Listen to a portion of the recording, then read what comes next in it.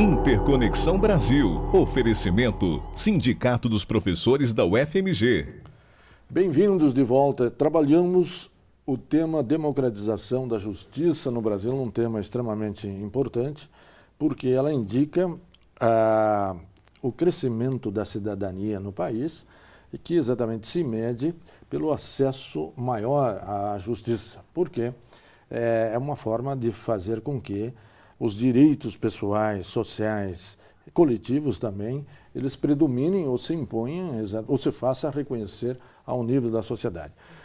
E deixamos no ar que como melhorar a justiça, mas para melhorar a justiça nós precisamos saber em que níveis ela se organiza, professor, para depois nós fazermos uma reflexão sobre como melhorá-la.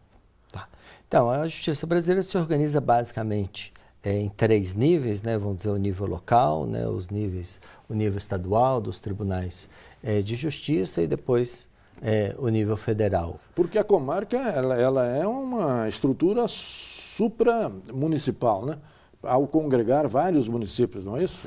Existem, em geral, as comarcas abrangem, né, mais de um município, né?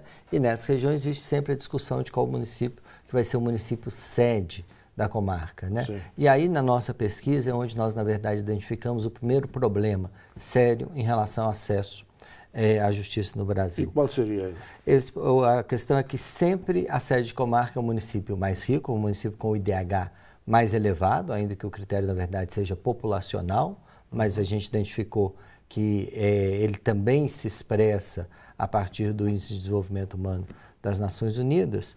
E o que a gente vê é o seguinte: um indivíduo pobre, numa cidade pobre, né, no Brasil, que entre em conflito com alguém e precise do sistema de justiça no Brasil, a chance é que ele vai ter dificuldades no acesso à justiça, né? Então, assim, ainda existe um problema, a desigualdade brasileira afeta o acesso ao sistema de justiça. Ao nível local, qual seria a alternativa para melhorar o funcionamento da justiça? Ampliar o número de comarcas? Em primeiro lugar, não adotar só o critério populacional, adotar critérios de diversidade e adotar também o critério do conflito social. Perfeito. Né? Então, vamos dizer, existem regiões importantíssimas de dramáticos conflitos de terra no sul do Pará que, basicamente, não tem uma comarca e que até o IDH aparece como azul, como se fosse uma região de alto desenvolvimento humano, mas que a gente vê que existe uma divisão inapropriada de municípios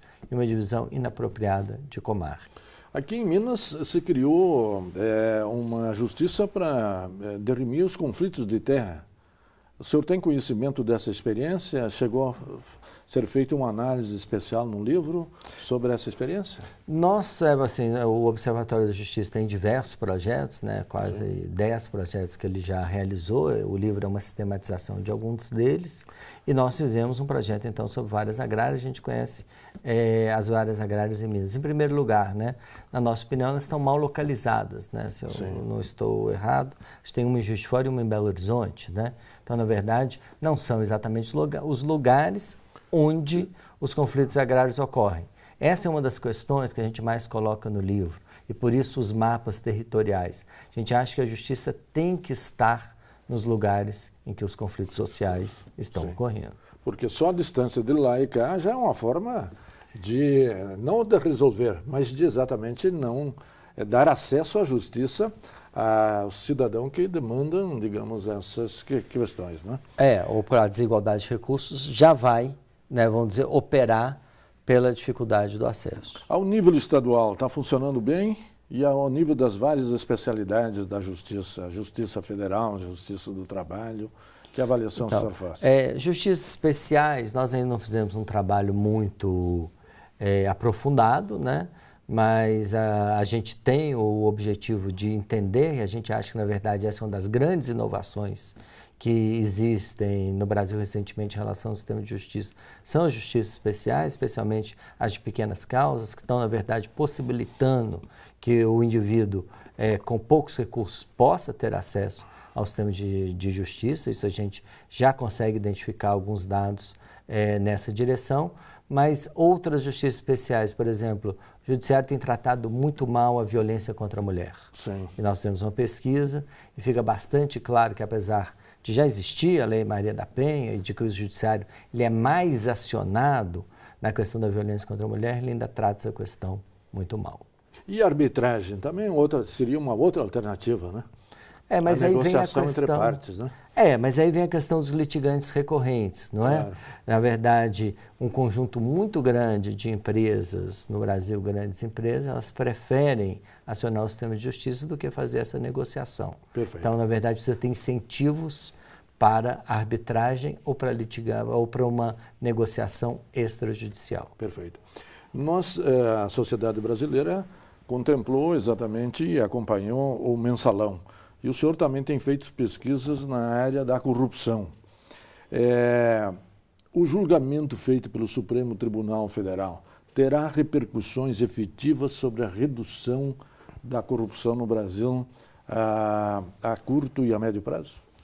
Vai depender se o julgamento da ação penal 470 tiver sido um ponto fora ou dentro da curva, né? Sim. Como disse recentemente o ministro do STF, o Barroso, né? Porque, por um lado, a gente sabe que o mensalão, não existe um mensalão, existem mensalões, eles são vários. Sim. E afetam vários partidos, né? Perfeito. O PSDB, aqui de Minas, Sim. o Partido dos Democratas, no escândalo no Distrito Federal, entre outros, né? Se, de fato, tiver sido um julgamento apenas de um partido, provavelmente terá sido um ponto fora da curva, e ainda que leve a uma percepção de redução, de diminuição da impunidade, provavelmente vai ser entendido como um ato particularista, né? Sim. Agora, se de fato os outros julgamentos ocorrerem, né, e com isso conseguir-se coibir a corrupção e o Caixa 2 no Brasil, terá cumprido esse papel. Ok. Professor, queria agradecer muito sua participação aqui no programa, né? Trouxemos a você, telespectador, a reflexão sobre a democratização na justiça, como era praticada antes, historicamente, durante o regime militar e depois da Constituição de 88. Sempre lembrando que a democratização da justiça é fundamental à expressão da cidadania e à construção da sociedade mais igualitária e justa. E a você, telespectador, que sempre nos acompanha, muito obrigado pela sua audiência e até a semana que vem.